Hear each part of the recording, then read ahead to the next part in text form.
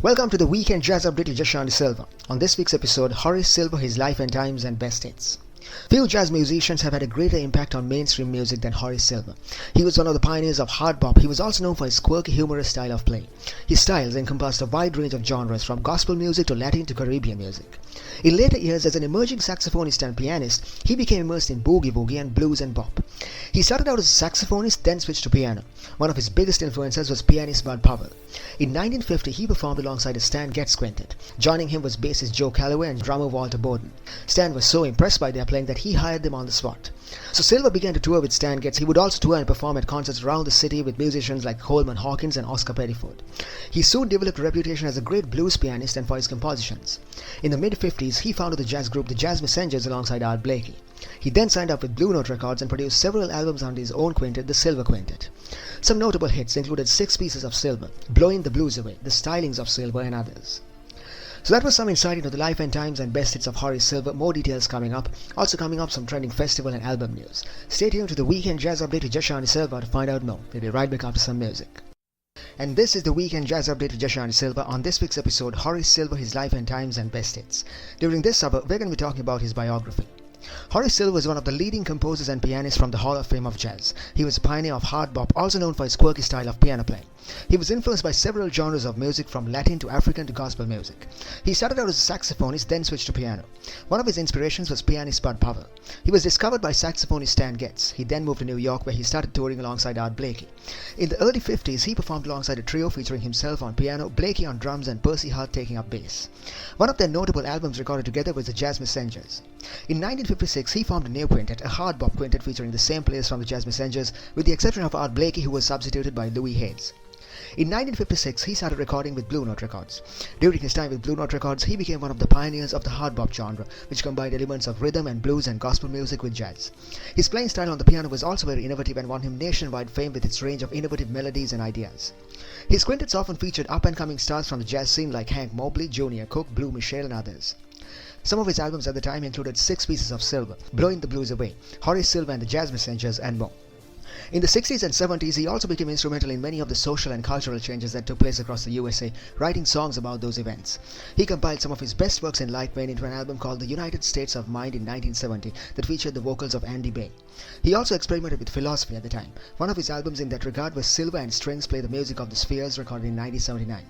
He also composed a famous song that paid tribute to his Cape Verdean roots in 1956, Cape Verdean Blues. He would say that the song was a throwback to his days growing up when he would perform music at family get-togethers. His early influences included boogie-woogie and blues. Also, he was inspired by Art Tatum, Teddy Wilson, Nat King Cole, and others. He would often perform great covers of solos performed by his musical inspirations, reworking them with his unique style. In later years, his band switched to funk and soul, and this was also reflected in his compositions. In 2005, Horace Silver was awarded the President's Merit Award from the National Academy of Recording Arts and Sciences. Horace Silver died on June 18, 2014, leaving behind a legacy as a great pianist and composer. His music was widely instrumental in shaping modern jazz. His style of hard bop influenced several other musicians who came after him, like Bobby Timmons and Ramsey Lewis. And welcome back to the Weekend Jazz Update with Horace Silver. On this week's episode, Horace Silver, his life and times and best hits. Now it's time for some trending album news. Pianist Gregory Golub is out with a new single called Idiom for Harmonica and Piano. The composition blends contemporary classic and modern jazz with a unique flavor based on his own personal touch. The song reimagines the concept of harmonic exploration. The unique feature of the instrumentals is that it blends harmonica and piano, which is a novel combination in jazz. The two musical instruments create a beautiful sonic landscape as they weave in and out of the melody line. Also, this composition showcases Golub's core strength in his expressiveness. Through the music, each instrument shines forth with an individual voice of its own. The single is released from an upcoming album, Jazz Idioms Reminiscences. According to Golub, jazz idioms are all about bridging the gap between classical music and jazz, and that's what this composition is all about. For more information, please visit gregorygolub.com. So that's some trending album news on the Weekend Jazz Update with Horace Silver. We're going for a short break. We'll be right back after that. When we come back, we're going to be talking about more of Horace Silver's best albums of all time. Stay tuned. And this is the Weekend Jazz Update with Horace Silver. On this week's episode, Horace Silver, his life and times and best hits. During this hour, we're going to be talking about some of his best albums of all time. Here's a quick recap of what's coming up. The first one's called Finger Poppin', released in 1959. This was Silver's debut album alongside the Silver Quintet. There's 8 original compositions, each showcasing his famous blend of hard bop and quirky piano style. It's one of his best blues albums. Also, some great chemistry between the bandmates. There's great variety of rhythm and tempos from track to track. Some of the highlights include the hard-swinging bluesy Juicy Lucy, Cooking at the Continental, a bop masterpiece, and a groovy rendition of Come On Home. Silver's Blue was released in 1956. This album offers us a glimpse of Silver's funky bluesy jazz piano style. Hank Mobley is one of the stars on the album with his solos. There's a great solo by Hank Mobley on the title track, a blues waltz that also features some epic improvisation. On other tracks, he's soft and velvety. One of the standout tracks, I'll Know, is a bright, peppy song. On Shoutin' Out, it's Silver who dazzles with his piano playing. Kenny Clark's very solid on drums throughout the album. And Six Pieces of Silver, released in 1956. The band collaborating on this album was essentially the same Jazz Messengers group that Silver had founded a few years ago alongside Art Farmer, but they were developing a different style, a new sound in their music. This album was basically hard bop and gospel songs. 2 of the best tracks, Cena Blues and Cool Eyes. The first song became one of Silver's most loved classics. So that was a quick recap of what's coming up during this hour, and this is the Weekend Jazz Update with Horace Silver. Going for a short break, we'll be right back after that. Stay tuned. And this is the Weekend Jazz Update with Horace Silver.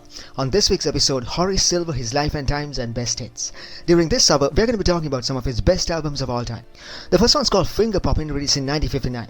This one's a great album from Blue Note Records. There's some very inspired original compositions by the bandmates. Also, Louis Hayes on drums is one of the standout features. There's some great solos from the bandmates. Louis Hayes on drums with some fiery rhythms. Also, Blue Michel and Louis Jordan navigating their way through some rapid-fire melodies with precision and ease.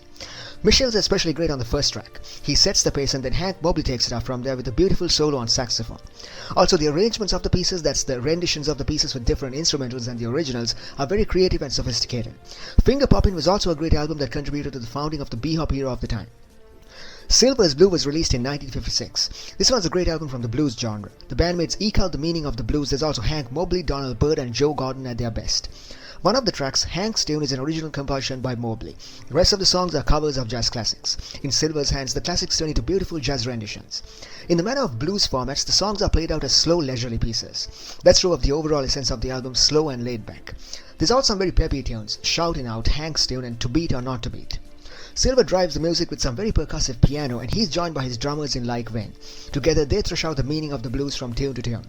There's also elements of Silver's love of the lyrical, as seen on the Latin-tinged closing track The Night Has a Thousand Eyes, and Doug Watkins' bass solo on the opening track Silver's Blue. Six Pieces of Silver was released in 1956. This one's a great hard bop compilation of tracks from some great players in the genre. There's Hank Mobley on tenor sax and Donald Byrd on trumpet. Many of them were pioneers in the hard bop genre of the time. Silver had already spent some time touring with Miles Davis, also the Jazz Messengers, and this was his first album as band leader of his own quintet, the Silver Quintet. He'd already come up with some excellent compositions from the previous bands, and on this album also it's mainly his original compositions. And joining him on the group are some very youthful and yet talented players, giving a fresh sound to his music. Some of the highlights of his compositions. He was still in the early stages of his career. Later he transitioned to a more funky sound, but here he is more rooted in hard bop. Also, his music had elements of Caribbean, blues and gospel influences that were one of his hallmarks. His piano playing is very subtle. It's inspired from the styles of Bud Powell and Thelonious Monk. Some of his best pieces on piano, Enchantment and On Shirt. Donald Byrd on trumpet is great, especially on the up-tempo pieces like Virgo, and Hank Mobley beautifully complements Horace's piano playing with his warm tenor saxophone chimes. There's also a great driving rhythm from Doug Watkins on bass and Hayes on drums. And this is the Weekend Jazz Update with Horace Silver. On this week's episode, Horace Silver, his life and times and best hits. Now it's time for some trending album news. There's a great new album released by the Alex Coe Carl Michael Sextet. It's called Situation. This is a great album featuring an array of instrumentals and a diverse range of genres. The music is best described as cinematic and is brought to life by some great group chemistry. The music is mainly original compositions by the bandmates.